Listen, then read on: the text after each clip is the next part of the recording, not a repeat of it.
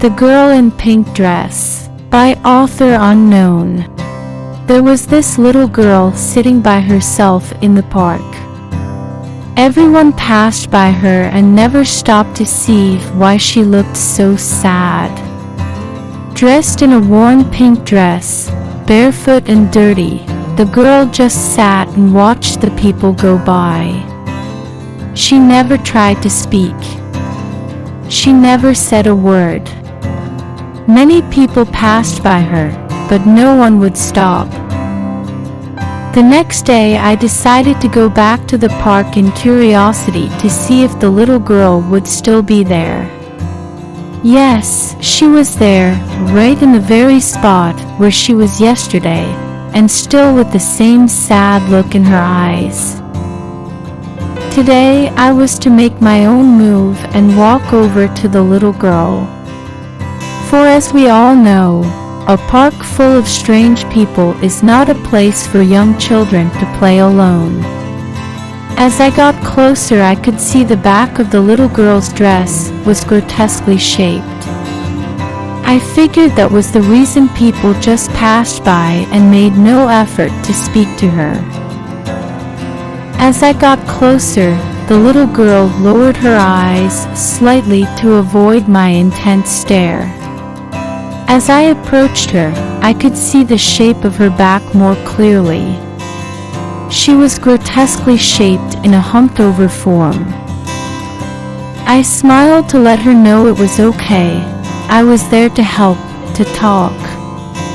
I sat down beside her and opened with a simple, "Hello." The little girl acted shocked and stammered a "hi" after a long stare into my eyes.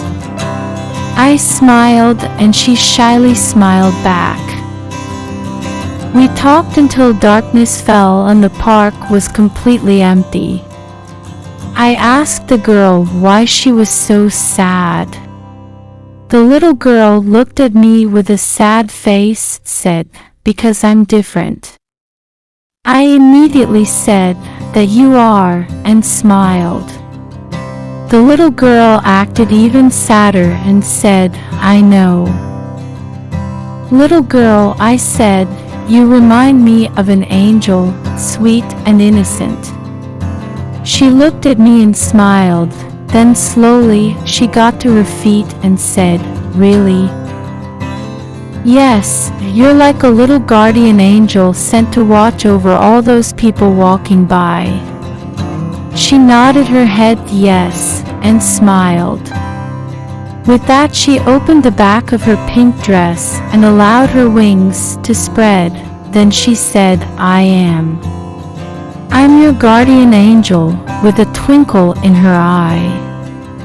I was speechless, sure I was seeing things. She said, "For once you thought of someone other than yourself. My job here is done." I got to my feet and said, "Wait, why did no one stop to help an angel?" She looked at me, smiled, and said, "You are the only one that could see me," and then she was gone. And with that, my life was changed dramatically. So, when you think you're all you have, remember, your angel is always watching over you.